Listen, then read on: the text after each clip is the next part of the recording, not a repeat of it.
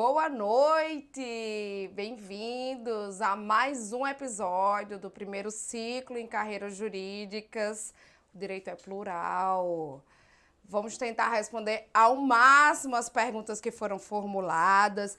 Hoje o nosso convidado é doutor em Direito pela PUC São Paulo, mestre em Direito Processual Civil pela Universidade Federal de Pernambuco, é pós-graduado em Direito da Economia e Direito da Empresa pela FGV, pós-graduado em Direito da Concorrência pela FGV, bacharel em Direito pela Universidade Federal de Pernambuco, professor de Direito Empresarial e Econômico, autor de diversos livros jurídicos, dentre os quais se destacam Direito Empresarial e os Fundamentos contra o Antitrust, procurador federal da Advocacia Geral da União, é também um profissional que hoje desempenha uma função no Ministério da Economia, está cedido para exercer o cargo e ocupar a direção do DREI, o Departamento Nacional de Registro Empresarial e Integração. Hoje vamos buscar responder as perguntas, então mais uma vez a gente está dividindo em blocos. Vamos fazer um bloco para falar da carreira do doutor, a respeito da atuação dele enquanto procurador federal, lá na AGU, falar da organização da Advocacia Geral da AGU, vamos falar do concurso público para ingressar nos quadros da AGU, vamos falar sobre as atribuições, o que é que a AGU faz, o que é que o procurador federal faz, vamos conversar sobre a doutrina que ele escreve, sobre a condição dele de doutrinador. Vamos conversar sobre ele enquanto docente, enquanto professor. Vamos conversar sobre a carreira dele no DREI, lá no Ministério da Economia, onde ele está cedido e exercendo uma função muito importante a nível nacional e, por que não dizer, internacional também.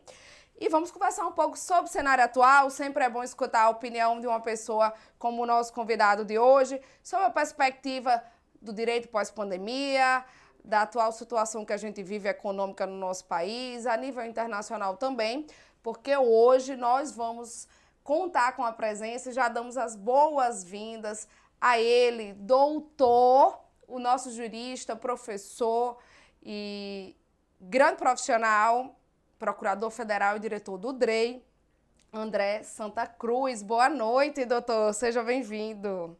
Boa noite, tudo bem? Tudo jóia. É um prazer estar aqui e uma honra muito grande fazer parte desse ciclo, né, de carreiras jurídicas para falar com uma audiência tão qualificada e contar um pouco da nossa trajetória e do que a gente tem feito aí no âmbito do Ministério da Economia atualmente. Muito obrigado Coisa pelo convite. boa. Imagina, o prazer é nosso, é uma satisfação imensa. Já falei antes de a gente entrar aqui nas perguntas, eu vou falar de novo. Gente, eu era estudante e já sabia quem era doutor André Santa Cruz. Todo mundo era louco já pelos manuais dele de direito empresarial. Minha última edição física é uma vergonha, é 2011. Eu trouxe aqui para mostrar na live. Isso aí, ó. Comprar a edição nova. Lógico, vou atualizar. E o que? Edição 2020 já é o quê? Que edição é a 2020? Essa daqui é a 2011. A atual é a 10ª edição pela editora Método. 10ª edição. Gente, imagina aí, uma pessoa chegar na 10ª edição no Manual do Empresarial. Uma disciplina que é da minha área, que é onde eu atuo, mas que todo mundo tem, assim, uma certa dificuldade de trabalhar diante da complexidade do direito empresarial e está numa 10ª edição, doutor. Parabéns. Obrigado. Isso é um gigante. Mas vamos para as perguntas? Vamos. Vamos para as perguntas. Começando no primeiro bloco, vamos falar sobre a Advocacia Geral da União. E a primeira pergunta que eu gostaria de formular é, antes da gente entrar no mérito da AGU, por que o direito? Eu costumo brincar dizendo o seguinte: lá em casa, todos os meus dois irmãos, meu pai era engenheiro, meus dois irmãos são engenheiros, e aí eu costumo brincar, né, dizer que como eu não era inteligente como eles, eu fui para o direito. Mas, mas na verdade, assim, eu lá em casa, numa família de engenheiros, eu nunca tive muita ligação com o estudo das ciências exatas, né? Não sei por quê. Meu pai era e meus irmãos são aficionados por carro, por mecânica. Eu sempre fui mais ligado a esportes, sempre gostei mais eu escrevia bem, né?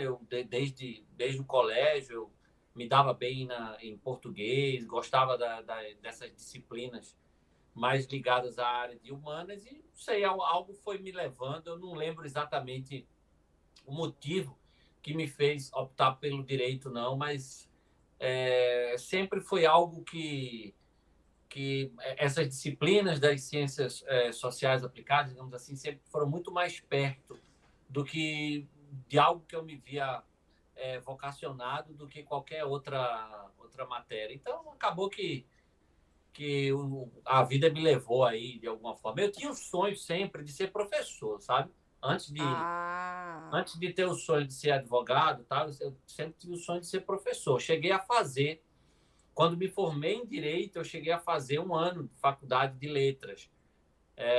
Mas acabou que eu vim morar em Brasília, né? E abandonei a faculdade de letras. Já estava formado em Direito e tal. Mas não lembro de nada assim, nenhum episódio ou algo específico que. Tirando o fato de que uma vez eu tentei fazer um habeas corpus num guardanapo de papel para o meu pai me soltar de um castigo, sem nem saber escrever habeas corpus. Mas. isso com que idade? Isso era moleque, eu não tinha nem 10 anos de idade ainda. Aham. Mas deixa eu aproveitar aqui. Você não sabia, o senhor não sabia por que ia para o direito, mas depois que foi, descobriu que queria de fato ser professor, mas Sim. chegou na advocacia pública. Por quê? Como? Então, não era também, na faculdade eu não me imaginava fazendo concurso público, tanto que nunca fiz concurso público durante a faculdade, nunca, muitos amigos meus já faziam a faculdade pensando em concurso público, já iam se preparando, eu não. Eu tinha outra ideia, eu comecei a estagiar no escritório de advocacia, achava que ia ser advogado, mas eu não sei como é a realidade hoje, sabe, Michele? Não sei também como é a realidade aí, mas na minha época e na minha faculdade, que eu estudei em universidade pública, né, na Federal de Pernambuco, a carreira no serviço público, ela levava quase todo mundo, sabe? Era uma coisa assim, isso no Nordeste, o concurso público, ele é a alternativa, assim, não sei se isso continua ainda, tá? Mas na minha época era assim, 90% da turma, tal, mais ou menos, ia para o concurso público. E aí eu comecei a ver meus amigos passando em concursos, meus amigos estão super bem profissionalmente e tal. E aí eu meio que fiquei com inveja, assim, eu falei, ó, eu acho que eu escolhi o caminho errado, não sei, talvez me precipitei, né? A advocacia, ela leva tempo e tal. E aí resolvi fazer concurso, foi do nada, assim, um dia cheguei lá no escritório onde eu tinha estagiado, já estava advogando, e falei, ó, vou sair que eu vou fazer concurso. E aí, o advogado ainda tentou me convencer, mas não, eu estava decidido que ia fazer e larguei tudo, fui estudar para concurso. Ainda bem que passei rápido, porque se demorasse mais eu ia ficar numa situação difícil. E se realizou. Não, no concurso público não. Eu sou meio frustrado. Eita, Eu, então peraí, é, já começa falando. Por que é frustrado? não, porque então, eu acho que é, eu, se eu tivesse esperado mais, eu acho que eu teria me realizado mais na advocacia privada do que na advocacia pública, né? Que é onde eu estou desde então. E Ainda é quanto mais... tempo. Então, quanto mais o tempo vai passando, mais fica difícil você sair. Mas não é algo que não é uma ideia que eu abandonei, não, sabe? Eu acho que um dia eu vou ter que acertar minhas contas comigo mesmo, digamos assim. Um dia eu vou Eita, ter olha que, aí.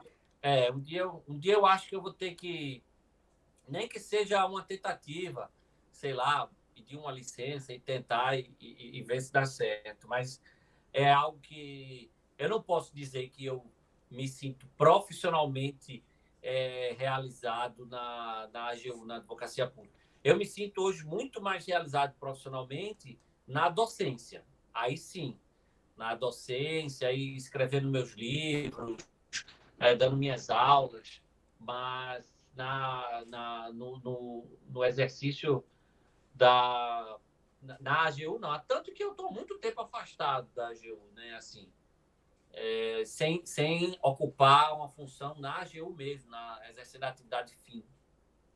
Mas me diga uma coisa, então, qual é a atividade fim? O que é a Advocacia Geral da União? A AGU é uma entidade que tem por atividade fim a advocacia pública, né? Ou seja, ela representa os órgãos e poderes da União e presta assessoramento jurídico, né, a todos os órgãos do Poder Executivo da União.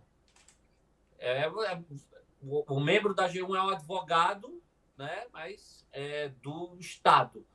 Em vez de você ser advogado de uma empresa privada, você vai estar lá atuando em defesa, né, judicialmente atuando em defesa da União e também internamente prestando toda a assessoria jurídica à União. Certo, então eu tenho uma estrutura da Advocacia Geral da União e você pode atuar enquanto profissional da AGU, tanto no consultivo, ou seja, no eixo judicial, Sim, assessorando a respeito de como se aplicam as normas no país para órgãos públicos enfim, direito público interno. E você também pode atuar enquanto representante, procurador da União, seja administração pública direta ou indireta, isso. no contencioso, ou seja, na justiça. Então, tanto você faz o consultivo quanto você faz o contencioso. Isso. Já esteve nas duas funções? Tem gente que só atua numa área, só presta uma É, consultoria a algum órgão ou não? tem gente que gosta mais de um ou outro e aí busca sempre estar lotado em áreas que vai exercer. No meu período em que eu fiquei mesmo na AGU, né, ocupando, hoje eu estou cedido, eu atuei muito mais no contencioso do que no consultivo. Mas eu já fiz também consultivo por um tempo na AGU. Certo. E no contencioso, foi representando que órgãos da União? Vamos lá, eu comecei, assim que eu tomei posse, eu comecei trabalhando no gabinete do Advogado-Geral da União, aqui em Brasília. Né? Cinco pessoas do meu concurso foram para o gabinete do Advogado-Geral da União. Essa foi uma época bacana, por quê? Porque eu era muito novo, muito empolgado, e era uma atuação no Supremo Tribunal Federal, porque o advogado-geral da União ele representa a União nas causas que perante o Supremo Tribunal Federal. E aí era uma atuação no contencioso bem interessante, principalmente para alguém que estava começando a carreira na AGU, foi legal para mim. Eu fiquei 2 anos lá. Aí depois eu acabei voltando para Recife, né? Voltando para Pernambuco e fiquei pagando os pecados, como quase todo mundo tem que fazer no INSS. No Aí, INSS, porque o maior volume é. eu creio que sim, hoje ainda deve ser. E aí eu fiquei 2 anos no INSS, um ano mais ou menos, pouco menos de um ano. Eu fiquei assim na ponta mesmo, como a gente diz, né, fazendo audiência lá na Justiça Federal de Pernambuco. E depois eu fui assumir um cargo de chefia num setor que era era como se fosse um setor de dívida ativa, né, de cobrança dos devedores do INSS. E aí era mais tranquilo, porque você não tinha que fazer audiência, essas coisas. Era um trabalho mesmo só nos processos, digamos assim. Depois eu Certo. voltei para Brasília e fiquei no CAD, no Conselho Administrativo de Defesa Econômica, né? Foi um bom período também, porque eu lidava com uma matéria que eu gosto, lidava com algo mais próximo do direito empresarial. Fiquei 3 anos no CAD, um pouco mais de 3 anos no CAD. E aí, depois do CAD, eu fui cedido ao Superior Tribunal de Justiça. Eu fui ser assessor de ministro no STJ. Aí foi a primeira vez que eu fui cedido da AGU, né? Fiquei fora da AGU. Fiquei alguns anos lá. Aí depois voltei para a AGU. Foi um período que eu fiquei um pouquinho no consultivo lá na Procuradoria-Geral Federal. E depois fui para a escola da AGU. A AGU tem uma escola de governo, e eu fui ficar um pouco na escola da AGU. E aí foi um período em que eu fiquei muito mais exercendo funções administrativas, né? Lá na escola, o objetivo era fazer capacitação, pensar em cursos tal, de capacitação para os advogados da União, para os procuradores, etc. Depois, eu saí, fui para a Junta Comercial do Distrito Federal, que ainda era órgão da União. A Junta do Distrito Federal, durante muito tempo, foi órgão da União, era a única junta que não era órgão local. Fui procurador da Junta Comercial do Distrito Federal, e aí depois fui cedido para ficar onde estou hoje, que é como diretor do DREI, lá no Ministério da Economia. Nossa, doutor André, eu vou recapitular. E aí eu pego a deixa para fazer as perguntas que eu anotei.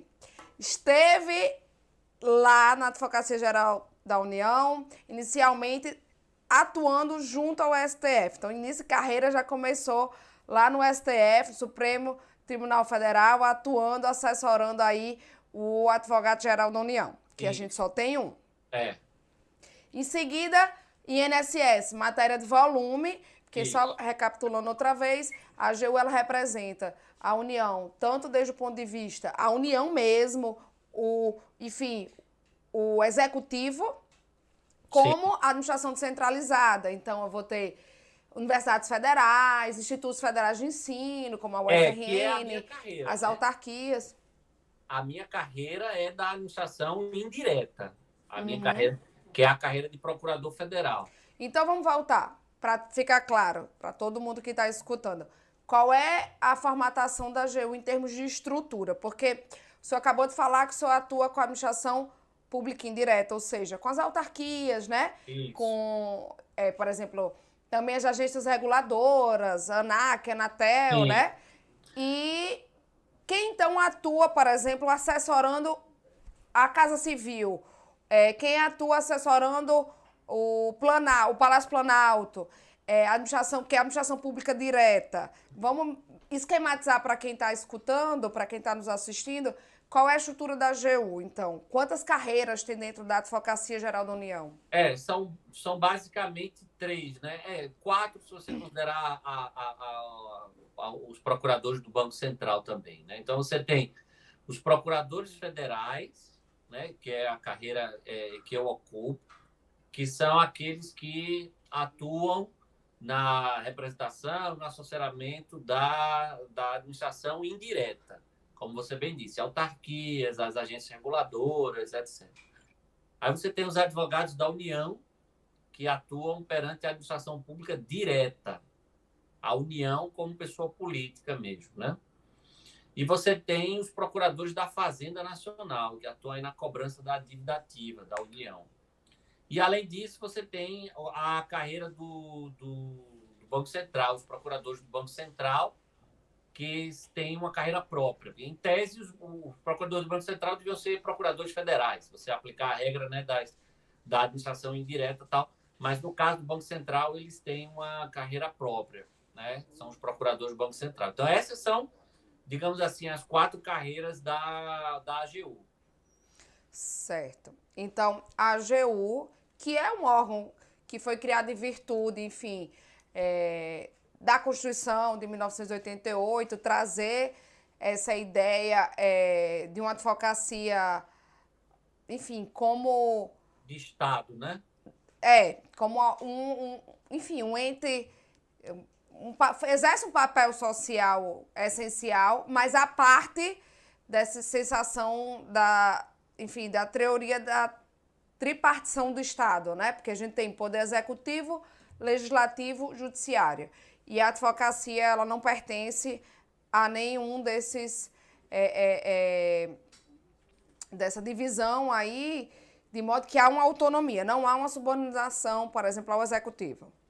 Não, a AGU é órgão do executivo, embora ela represente, na representação judicial, ela atue, inclusive, quando se trata de poder judiciário ou poder legislativo. Assessoramento jurídico é que é só do poder executivo.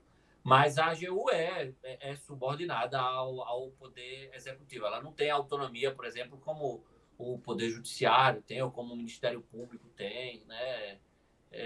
Essa é uma discussão antiga, inclusive, uma briga antiga, né? A briga por autonomia e tal. Há quem defenda, quem não defenda tal. O fato é que a AGU o ministro-chefe da AGU, né? Que como a gente chama, ele é indicado pelo presidente da República, ele está subordinado. Tem status de ministro. Sim, tem status de ministro. Está subordinado ao presidente da República. Certo. Então, só recapitulando, a gente vai ter o procurador federal, que aí o senhor passou lá, assessorou o advogado-geral Neuno Elisa Carreira, lá no STF. Mas aí o senhor assumiu processos do INSS, que poderia ter assumido, por exemplo, da UFRN, que também é uma autarquia, administração pública descentralizada, que é o papel que o senhor disse que o procurador federal desenvolve. E aí os advogados da União que atuam diretamente com o executivo, né, representando Isso. a administração pública direta. Já a Fazenda Nacional, os procuradores da Fazenda Nacional estão preocupados com dinheiro, então eles estão muito ligados à Receita Federal, né, porque eles querem saber quem pagou, quem não pagou tributo para cobrar. Então, historicamente, inclusive, eles eram ligados ao Ministério da Fazenda, né, que hoje foi englobado, incorporado pelo Ministério da Economia e tal, mas eles são da AGU. A PGFN integra também a AGU. Então, procurador da Fazenda Nacional. E, por fim, essa carreira que é de procurador do Banco Central. Isso. Perfeito. Então, seguindo aqui, a gente falou da estrutura, das competências, e aí o senhor passou pelo CADE, que é o Conselho Administrativo de Defesa Econômica, Sim. Passou pelo STJ como cedido, então não era exercendo a função de procurador federal, mas depois voltou. Aí ficou no consultivo, então deixou de fazer a parte judicial, ficou fazendo a parte extrajudicial, pareceres, é isso? Por pouco tempo, Certo, perfeito. E aí, depois só foi para um outro órgão que pertence à AGU, que é a escola da AGU, que serve para a formação dos advogados. É uma escola de governo, né, que é ligada à AGU, e aí nessa época eu não atuava com processo nem consultivo, nem judicial. Eram funções mais administrativas mesmo. E como jurista, quais são assim as atribuições, habilidades que o senhor acha que o jurista precisa ter para se sair bem?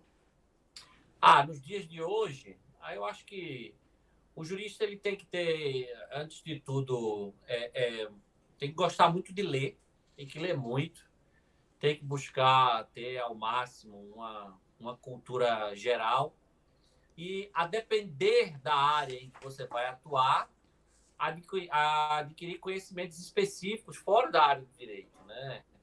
No caso da gente mesmo, né, direito empresarial, ter conhecimentos na área de economia, de contabilidade, como você tem muito bem, né? Você, inclusive, é formada em contabilidade também. Em administração também. Adoro essa coisa holística. Então, tem que ser... É isso. cada vez mais o direito tem exigido dos profissionais um conhecimento que extrapola o universo puramente jurídico, né? Muito bom. Doutor André, vamos descontrair um pouquinho.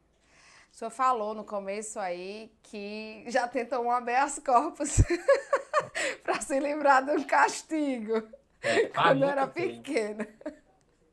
Eu quero saber, tem alguma história inusitada, algum momento importante, marcante que o senhor queira compartilhar? De quê? Da minha carreira? Da sua carreira. Tem muita história, né? Tem muita história, especialmente como professor.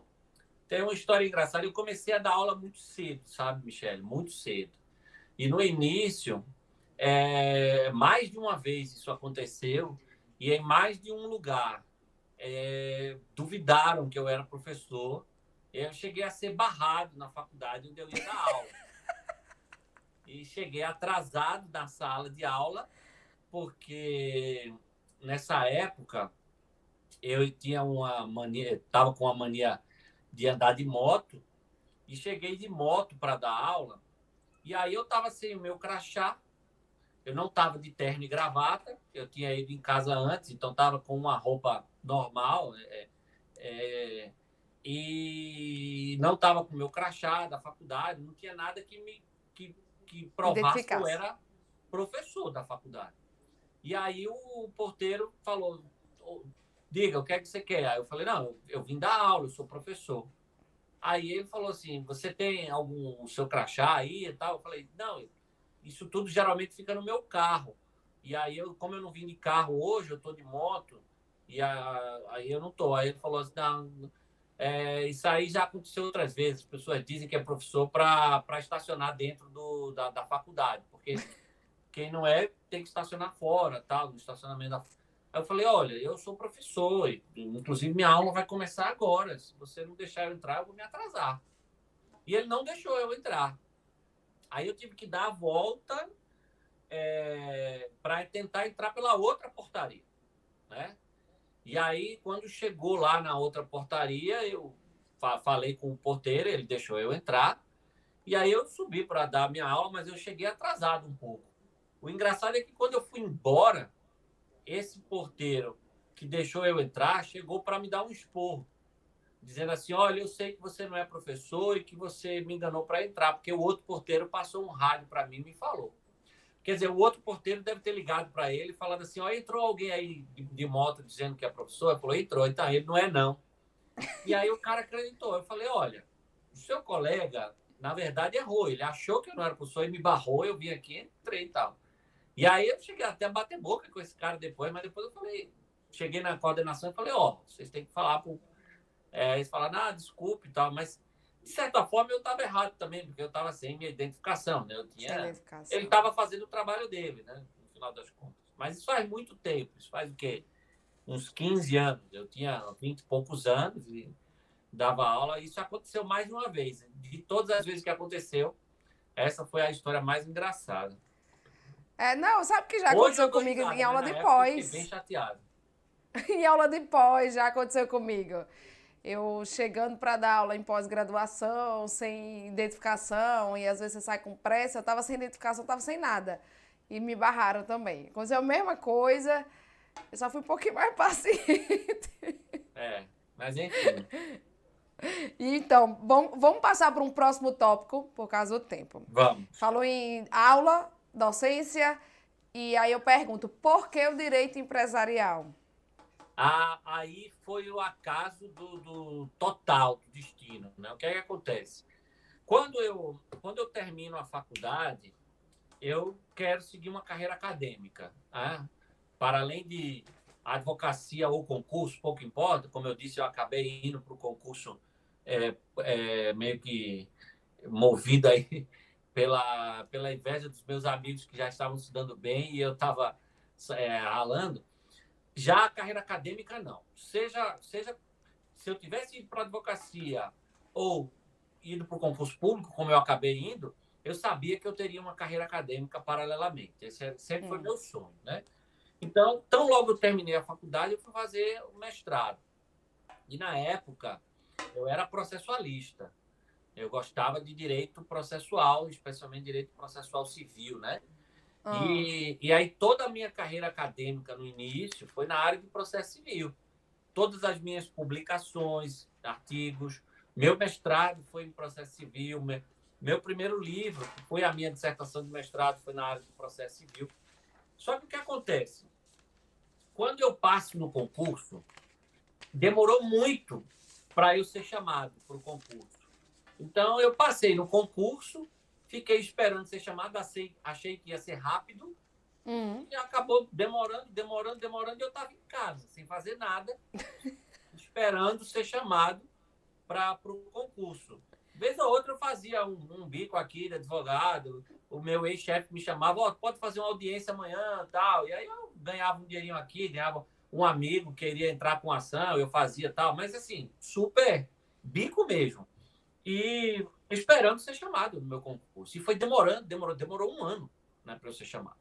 E aí, nesse período, eu estava fazendo o meu mestrado. Então, eu passava o dia em casa estudando o meu mestrado, não queria mais fazer concurso, já tinha passado num concurso que eu queria, que me atendia, e aí eu não estava mais estudando para concurso, estava só estudando para o mestrado e tal. Aí me liga um amigo meu e fala, lembra da professora Vera, que foi nossa professora na faculdade? Eu lembro, claro. Ele falou, então, ela está como coordenadora de uma faculdade. Foi a época, Michele, eu não sei qual foi o período que você fez faculdade, mas foi aquela época da explosão dos cursos de direito, sabe? Porque quando eu fiz faculdade, só tinha 3 faculdades de direito em Pernambuco. Né? Hoje você sabe que o Brasil tem mais faculdades de direito do que o resto do mundo todo somado, né? Esse é um número que é espantoso, mas é verdade.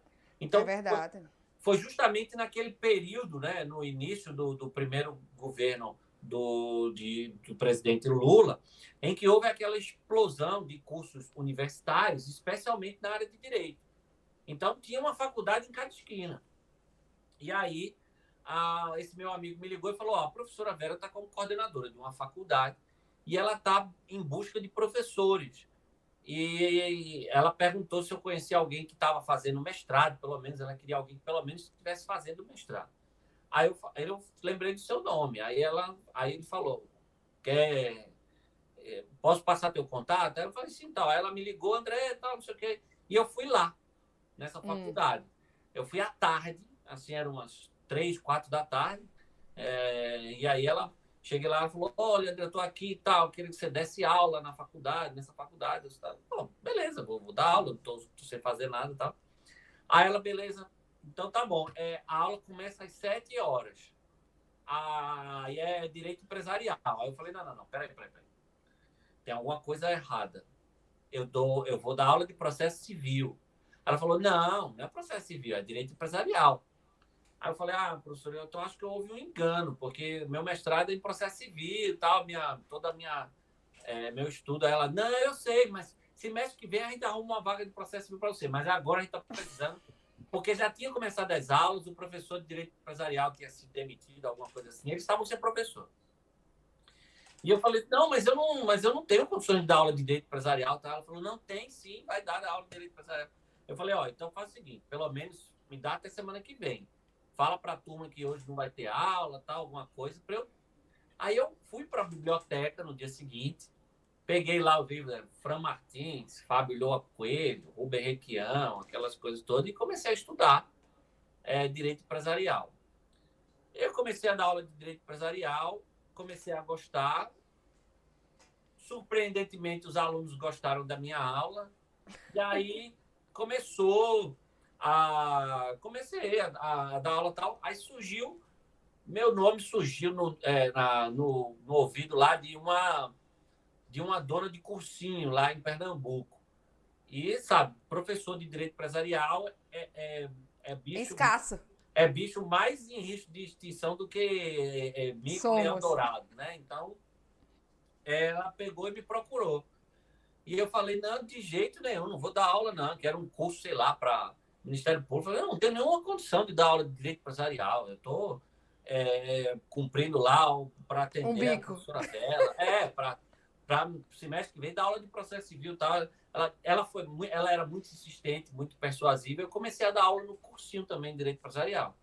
O pessoal começou a gostar, tal. Eu passei esse ano inteiro, isso era 2004, eu passei esse ano inteiro dando aula de Direito Empresarial, tudo que é canto em Pernambuco.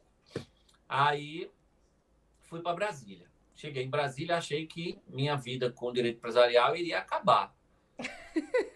Porque, né, aquilo lá tinha sido uma circunstância do acaso.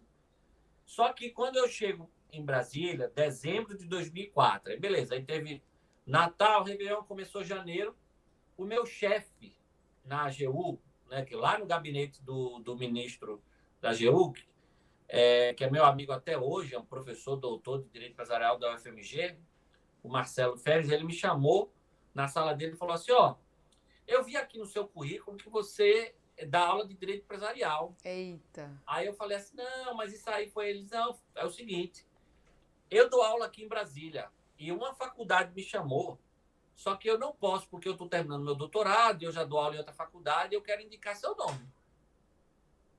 Veja o acaso, mais uma vez. Aí eu falei, então, mas é porque eu dava aula de Direito Empresarial, assim, sabe? Foi umas... Ele, não, vai lá que vai ser bom, você vai gostar, tal. Aí eu fui. Estou até hoje. Muito bom, tô até hoje. Larguei o processo civil, comecei a estudar só direito empresarial, continuei, né, dando aula de direito empresarial, as coisas foram surgindo e tal. Tô no direito empresarial aí até hoje. Aí fiz E o que é que lhe encanta no direito empresarial? Hã? O que é que lhe encanta no direito empresarial? Ah, não, hoje eu sei que eu nasci para o direito empresarial.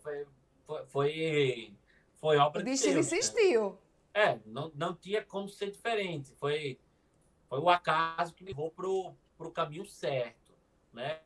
Pelo meu pensamento liberal, por eu gostar de economia e tudo. Não existe... Hoje eu sei que não existe outra matéria que combine tão bem comigo no direito do que o direito empresarial, né? Mas Deus precisou dar, assim... Insistir 2 vezes e dizer, André, o caminho é esse aqui, ó. E eu ficava sem saber, e ele foi, né? Mas foi assim, é uma história de acasos, mas que com certeza... É muito bom quando a gente sabe a verdade. Com certeza teve o dedo de alguém lá de cima, porque não tinha como ser outra matéria. Me diga uma coisa, falando em direito empresarial, então me dizendo que é realizado com direito empresarial, que não podia estar fazendo outra coisa que não se debruçando sobre essa matéria, esse ramo do direito considerado por tantos tão árido, né?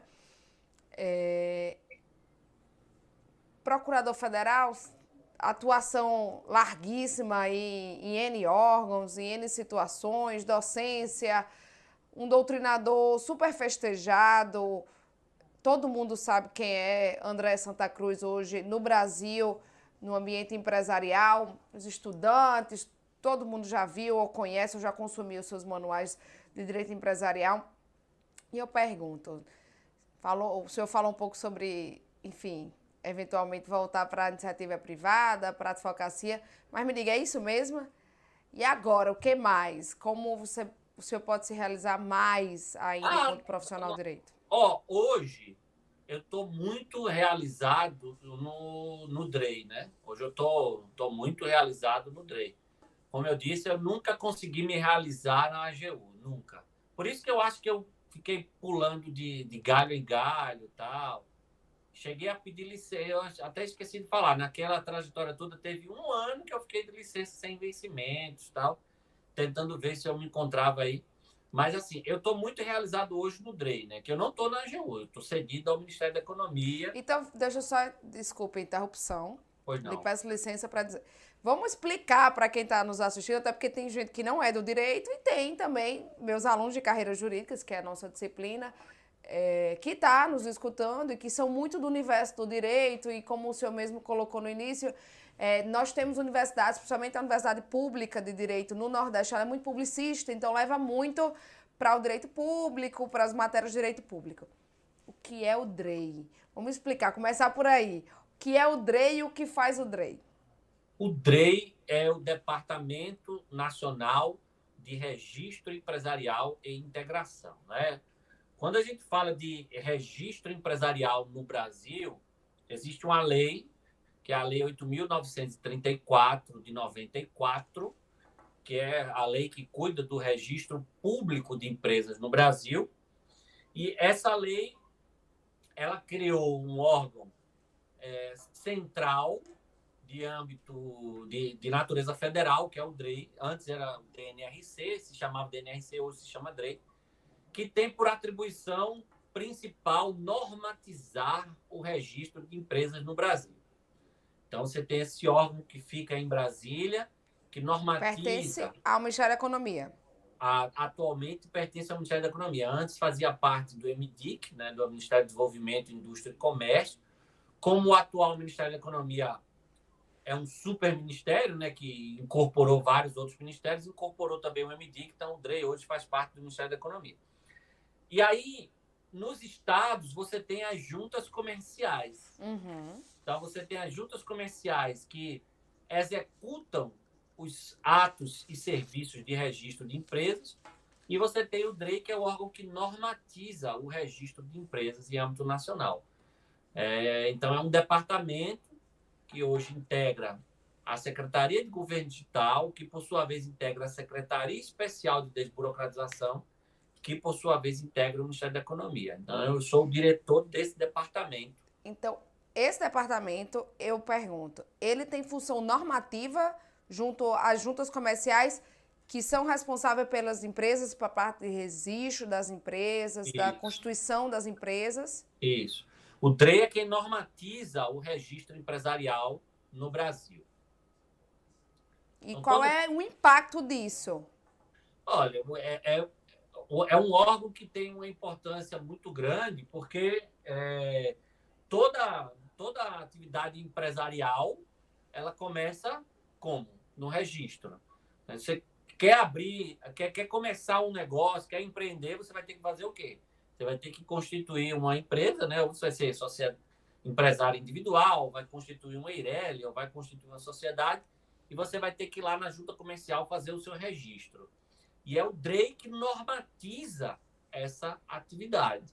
Então, é um órgão de extrema importância. Além disso, além dessa atividade de normatização do registro empresarial, o DREI tem um papel importante também na formulação de políticas públicas que visam a simplificar e desburocratizar o ambiente de negócios, né? Então, a gente está sempre pensando em medidas que vão tornar mais fácil, mais rápido abrir uma empresa no país, né? Então, é uma atividade que hoje me realiza bastante. Certo, então deixa eu só pegar a deixa. O DREI, ele tem a função de regulamentar, de impor normas, de dizer como vai funcionar as coisas no ambiente empresarial no Brasil desde o ponto de vista da lei. Do registro empresarial. Perfeito. Empresarial. Então, é uma atividade bem cartorária, né? Onde a gente leva o ato constitutivo, faz alterações, transforma uma empresa limitada no SA. Mas você não faz isso no DREI. Você faz isso nas juntas. junta. E as juntas atuam nessa parte de registro em obediência às normas que são baixadas pelo DREI. Perfeito. Então, a junta é subordinada ao DREI. E o DREI também... Tecnicamente, elas são subordinadas ao Perfeito. DREI, mas só tecnicamente. Administrativamente, elas são órgãos estaduais e estão subordinadas ao governador. Perfeito. Então, tecnicamente, a matéria jurídica está subordinada ao DREI, que também está preocupado com políticas públicas.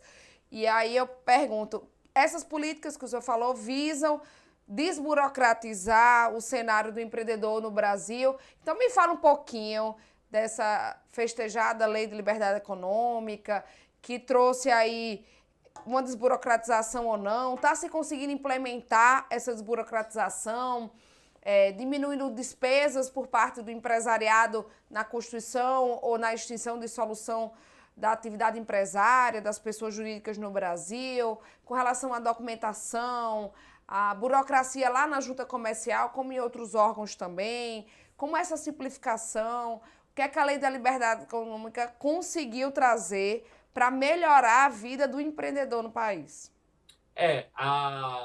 Vamos lá.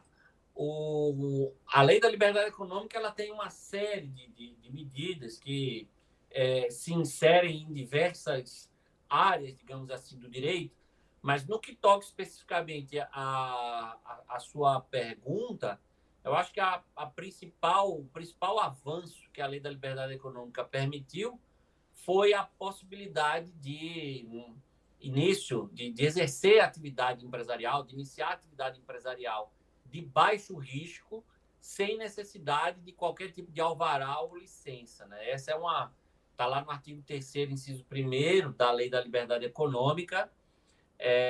Essa foi uma regra que trouxe um avanço muito grande. Além disso, a Lei da Liberdade Econômica, no artigo 14, ela trouxe muitas mudanças à Lei de Registro de Empresas. O artigo 14 da Lei da Liberdade Econômica, ele provoca várias mudanças na Lei 8934 de 94, que é a Lei de Registro de Empresas. Então, previu, por exemplo, o registro automático nas juntas comerciais, quando você usar um instrumento padrão, né?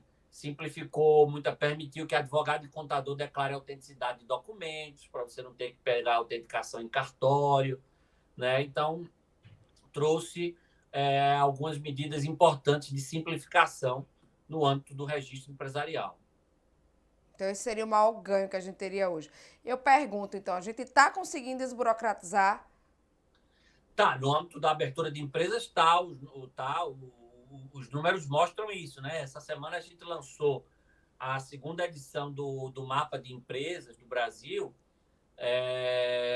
analisando o último quadrimestre, né, de maio até agosto, e os números mostram uma redução no tempo de abertura de empresas, mostram uma retomada no número de abertura de empresas, mesmo com a pandemia ainda, né? Então, as medidas têm, sim, surtido efeito prático positivo.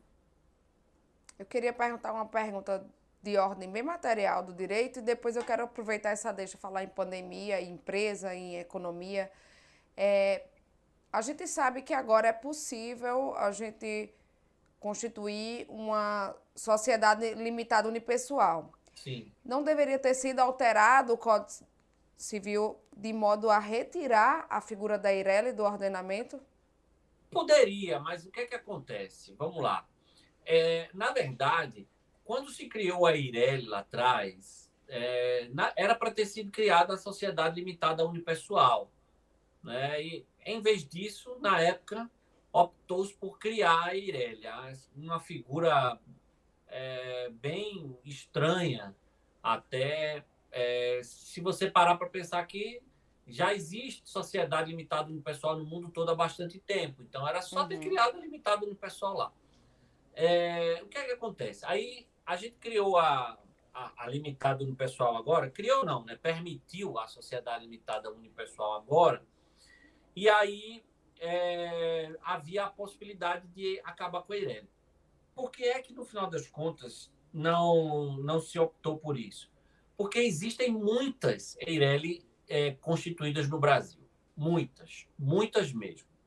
Então, se você extingue a Eireli, você ia criar um custo de transação alto para todos aqueles que um dia constituíram a Eireli, porque eles iam ter que transformá-las em sociedades limitadas unipessoais. Então, preferiu-se manter a Eireli e deixar que o próprio mercado, com o passar do tempo, decida se quer continuar usando a Eireli ou se vai passar a usar limitado unipessoal. O que é que os números têm mostrado? Nesse último boletim também do Mapa de Empresas, a gente percebeu uma queda grande no registro de Eireli e um aumento grande no registro de sociedade limitada. E a maioria das limitadas, a maioria não, mas boa parte das limitadas são sociedades limitadas unipessoais. Então, o que mostra que o próprio mercado vai fazer essa correção. Então, assim, entre extinguir uma canetada Eireli e criar esse custo de transação para todos aqueles que constituíram a Eireli um dia para ter que alterar e deixar o mercado mesmo corrigir isso com o tempo, entendeu-se que era melhor a segunda opção. e eu acho que foi o correto a se fazer. Mas eu pergunto, a norma não poderia ter feito isso de forma automática? Todo mundo querer ela e se tornaria uma sociedade limitada unipessoal? A gente podia até ter dito isso na lei, mas isso na prática não ia acontecer, né? Não ia ser assim automática. E você ia precisar de algum tipo de mudança, porque o nome empresarial ia mudar, tudo ia mudar, tudo não, mas uma série de coisas ia mudar em cadastro nos órgãos fiscais, etc. Isso ia gerar uma confusão. Então, melhor deixar que o próprio mercado faça essa transição com o passar do tempo, sem criar um custo de transação aí obrigatoriamente para os empreendedores. Ou seja, no final das contas, pagamos por um equívoco, na minha opinião, do legislador lá atrás, de ter criado essa figura, essa jabuticaba aí, que é a Eireli, em vez de ter naquela época já permitido a limitada unipessoal. Mas aí eu pergunto, não dava para a gente então ter feito, querendo solução, como a Anticrese, a Enfiteuse, que enfim, o direito civil reconhece, né, o ordenamento jurídico reconhece, mas não autoriza a instituição de novas. De você não permitir a criação de novas, Eireli? Enfim, dizer, ó, a gente extingue essa figura, quem quiser transformar-se em sociedade limitada unipessoal se transforma, mas ela caiu em desuso, porque, enfim, não tem sentido a gente manter essa figura no ordenamento jurídico. Mas podia ter sido feito isso também. Todas essas eram opções legítimas, inclusive. A questão é, a Lei da Liberdade Econômica, ela foi uma MP, né? E o processo de aprovação da MP estava tão difícil que a gente tinha que focar onde estava dando problema, entendeu? Então, nesse caso aí, a gente ia gastar esforço em algo que tinha coisa mais importante para a gente resolver na época, para conseguir aprovar a lei. Então, acabou, não, deixa, o mercado vai corrigir isso com o tempo e tal. Pode não ter sido a solução ideal, mas era o que dava para fazer na época, em virtude de... Para fazer acontecer. Exatamente. Perfeito. Então, vamos lá.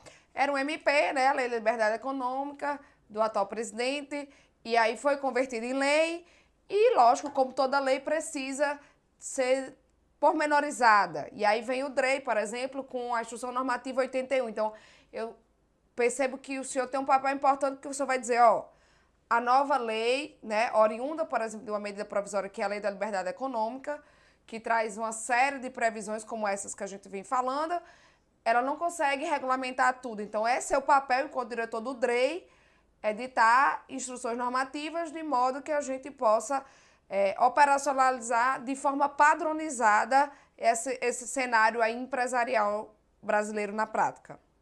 Sim, a Instrução Normativa 81, ela foi editada por alguns motivos. O principal não foi nem a Lei da Liberdade Econômica. O principal foi um decreto que foi publicado no ano passado, que eu não lembro de cabeça o número agora, mas é aquele decreto que ficou conhecido como Decreto do Revisaço. É um decreto que determinou uma ampla revisão normativa no Poder Executivo Federal. Esse decreto determinou que todos os órgãos fizessem uma revisão de suas normas para ver as normas que estavam obsoletas, normas que estavam em desuso, que não tinha mais necessidade e tal, e a partir daí revogar essas normas e consolidar as normas restantes, né, na melhor medida possível. E foi isso que o DREI fez. Então, a gente fez uma ampla revisão normativa, revogou mais de 50 normas, e o que sobrou a gente consolidou, a gente tentou consolidar numa só. É bom que reúne, né? Porque, assim, o direito tem tanta norma que o operador fica perdido. E a sociedade, o leigo, desesperado. Porque o amadorismo, ele, enfim, é muito responsabilidade no ambiente empresarial do empreendedor, que não busca técnica e conhecimento, mas também do operador, que tem uma dificuldade tremenda. Esse decreto que o senhor mencionou, é o 10.139 de 2019, que realmente propõe isso meio que compilar e dizer o que é que serve, o que é que não serve e como é que funciona. vamos obter aqui um único instrumento para a gente poder se nortear no desenvolvimento de Sim, determinadas atividades, não é isso? é. Então, esse foi o principal motivo para a edição da IN 81. Agora, óbvio, se a gente estava fazendo isso, por que não aproveitar e fazer uma atualização normativa também?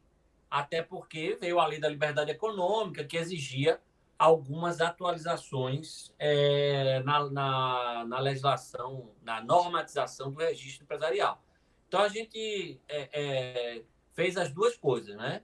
A gente fez a consolidação normativa e aproveitou para atualizar a normatização do registro empresarial. Certo. Então, gente, só para quem está escutando, quem é leigo, quem não é da área, a Instrução Normativa de número 81 do DREI, ela visa justamente compilar as normas que regulamentam a parte de registro empresarial no país. Então, Isso. assim, é uma norma recente que quem opera com direito empresarial obrigatoriamente tem que se abraçar com ela, porque o DREI editou essa norma, né? Doutor André está à frente do órgão, e isso norteia a atuação dos juristas, dos contadores, sobretudo, porque quem fica muito no traquejo do dia a dia empresarial, e dos gestores, né? Administradores ou gerentes, aquelas pessoas que estão à frente das empresas no país. É importante que a gente tenha uma norma que compile regras básicas para que se possa nortear o empreendedorismo no Brasil desde o ponto de vista jurídico, legal, né? Exatamente, é isso mesmo. Perfeito. Doutor André, para a gente se encaminhando para o final, porque, enfim, a hora se avança. Brasil pós-pandemia. Vamos esperar o próximo boletim do mapa de empresas, que deve sair no final do ano. Mas esse que a gente lançou essa semana, essa semana não, na verdade, semana passada, já mostra uma recuperação da economia brasileira, né?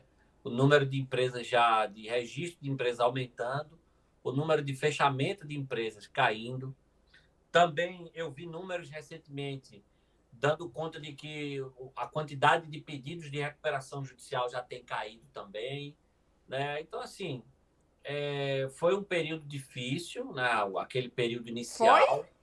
Não, o período inicial foi um período muito difícil.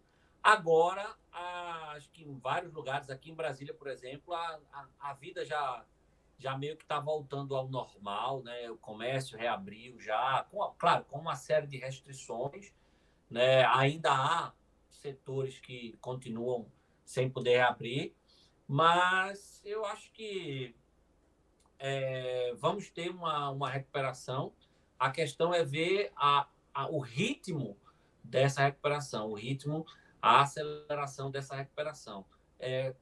Torçamos todos para que seja no melhor ritmo possível e que a gente possa vencer mais essa crise aí da melhor forma possível. E que o direito empresarial possa ajudar os empresários, né? Esse é um papel interessante de um ordenamento jurídico empresarial num período desse, né?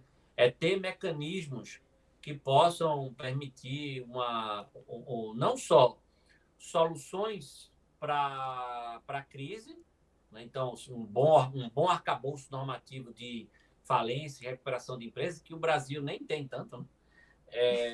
Mas estamos aí com o PL tramitando, sei lá, tomara que o Senado aprove, fazendo os ajustes que precisam ser feitos, porque tem umas coisas no PL bem complicadas, e o papel dos advogados nesse período também, né? O uso de instrumentos modernos de solução de litígios, como mediação, arbitragem, uso de novas tecnologias para isso, e é o que Então, a sou gente pode otimista fazer. com a recuperação da gente econômica. Hã? Sou otimista. Tem que ser, né? Muito bem. Me diga uma coisa, sua opinião sobre o projeto de lei do Código de Comércio. Então, o projeto está parado, né? Ele tinha sido aprovado na comissão no final de 2018, mas não para muitos não era o projeto ideal.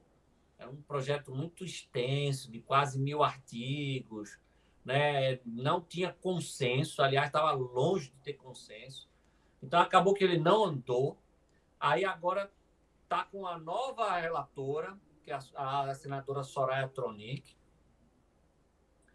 Vai para a comissão de novo, criou-se uma nova comissão, e desde então tá parado. Vamos ver se depois dessa crise toda isso entra em pauta, e a gente tentar melhorar a redação na medida do possível, para que a gente modernize alguns pontos da legislação empresarial brasileira que precisam dessa modernização. Precisa sempre, né? Atualização constante. Em 2 palavras, me responda sobre liberalismo econômico, interferência do Estado, autorregulação. Liberalismo econômico extremamente necessário, intervenção do Estado a menor possível, e a terceira eu esqueci, qual é? Autorregulação do mercado. Autorregulação é muito mais eficiente do que a regulação estatal. Muito bom. Vamos finalizando com a pergunta clássica, adoro fazer essa pergunta. O senhor encontrou André aos 20 anos, o que o senhor diria? Aos 20 anos, eu acho que eu diria para ele sair da faculdade de Direito. Não, tô brincando. Não, eu acho que eu diria para ele ele ter continuado com a vontade que ele tinha lá no início do curso de Direito de advogar, né? E não ter ido para o serviço público. Eu acho que eu tentaria falar para ele, tem paciência. Não se deixar seduzir. Exatamente. Tem paciência, que acho que vai dar certo. Mas também não dá para ficar reclamando também a vida toda, não. Foi o caminho que a vida me levou, e é o que é, né? Mas deu certo agora, tá no DREI, onde queria estar. Então, assim, mas é muito importante essa mensagem, muito bacana essa mensagem de dizer, não se deixe seduzir pelo concurso público. A iniciativa privada abre muitas portas, né, dá muitas oportunidades, e muitas vezes grandes profissionais se perdem, que poderiam ter aí uma vida triunfal na iniciativa privada, e se sentem seduzidos pela aquela coisa da estabilidade, né, do poder público, e aí termina abandonando sonhos, né, de atuar e ter uma carreira exitosa e feliz na iniciativa privada.